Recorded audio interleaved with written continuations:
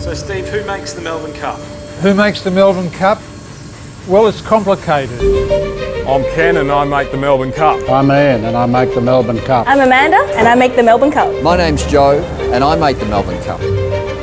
Miners, refiners, chemists, metalworkers, jewellers. Us, project managers, our bosses, their bosses, the VRC, Victoria Racing Club.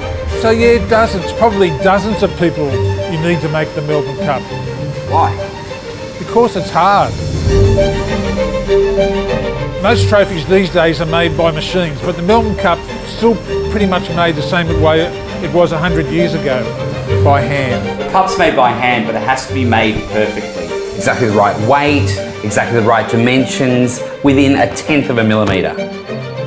So there's a bit of pressure.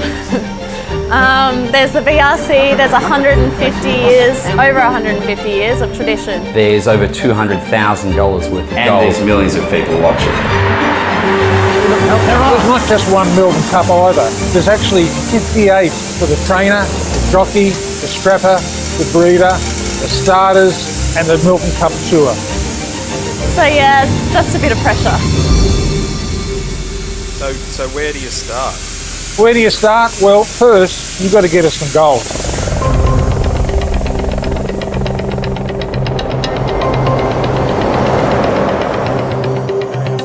So this is the Mount Rawdon gold mine near Bundaberg in Queensland. To make the Melbourne Cup, first our geologists map out where this gold is. Then we drill explosives down into the rock and then everyone has to clear out of the pit. Then the blasting crew will go to the firing point and then initiate the blast. But today, Gemma's going to do it. 7, 6, 5, 4, 3, 2, 1. Firing now.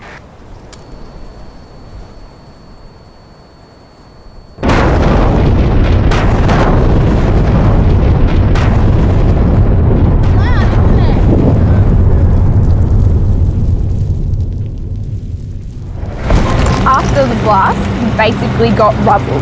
Diggers put the rubble in the trucks carry it up the ramp and then they put it in the crusher.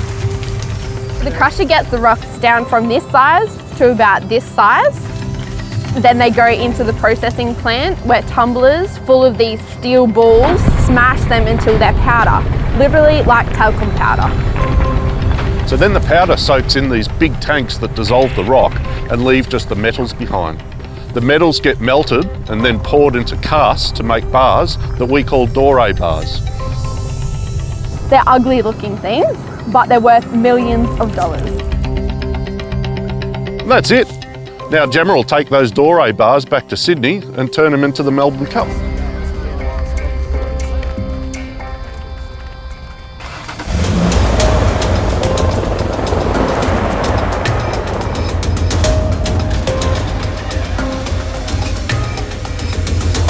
The doré bars aren't much good to us yet because the gold in them is mixed with silver and other metals. So we have to refine them to separate out the gold. First, it goes through a smelting process that purifies it some of the way, and then it goes into a bath that purifies it again to 99.99%. Then you've got to test it.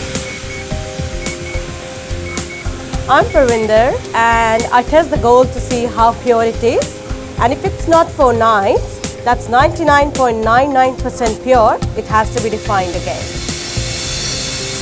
So we end up with 24 karat gold or 99.99% pure gold. But that's too soft to make a cup. So we have to add other metals, secret ingredients to make it 18 karat, and that's when it goes to Ben. So I get these blocks of gold and I have to roll them down into thin sheets. Sometimes it can get a bit dicey because the biggest sheet needs to be 280 millimetres wide and our rollers are only 290 mils wide. So we've only got 5 millimetres clearance either side to get this $50,000 sheet through those rollers. When it's finished, I have to check it's all exactly perfect. So it comes together right for the silversmiths down the road.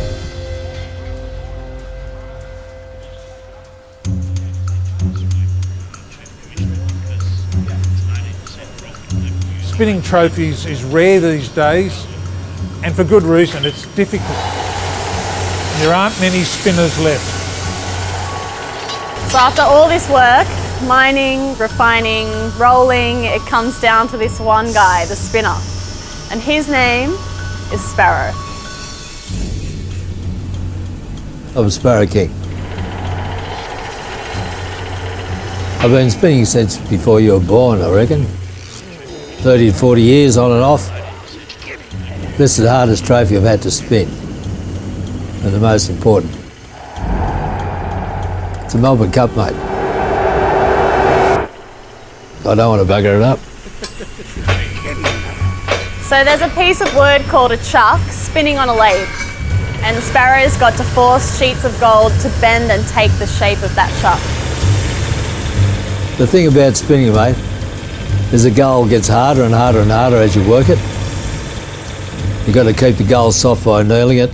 That's heating it up. Of course, if you don't anneal it, the metal will get hard and crack. If a sheet cracks, it's ruined. We have to melt it down and start over from scratch. You just bug it up, nearly 50 grand's worth of gold.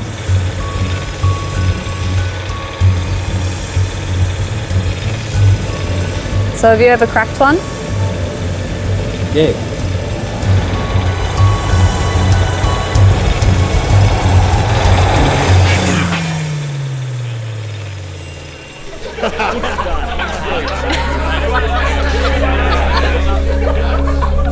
So once you've spun the cup, you're almost out of the woods. You need to make the handles, you need to polish it. Then you've got to do the engraving of the bowl and make the base. Now you've got all the pieces, you've just got to put them together right.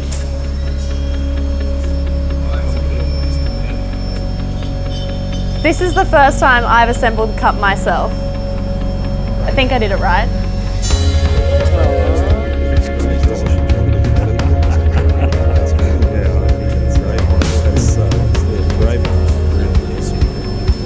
Then the cup must be hand-delivered to Melbourne, to the VRC, where Joe McGrath will inspect every inch of it, while we wait outside and pray.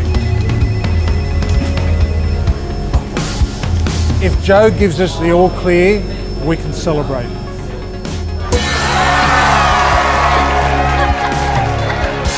Congratulations everyone.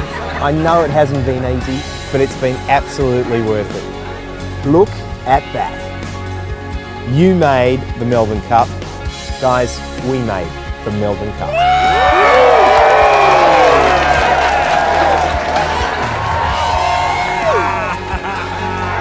How good is that? I gotta show me mum. Now the journey's not over, because before Lexus Melbourne Cup Day, this cup will actually travel across the globe to communities far and wide, including Mount Rawdon.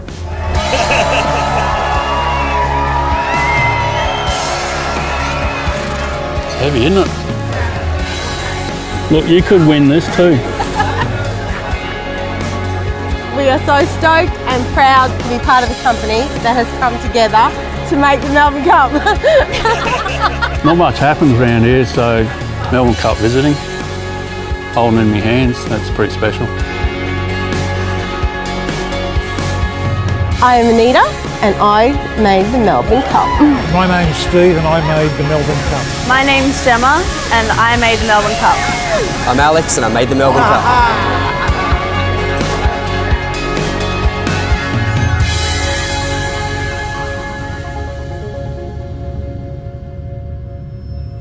All right, so that's one down, 58 to go.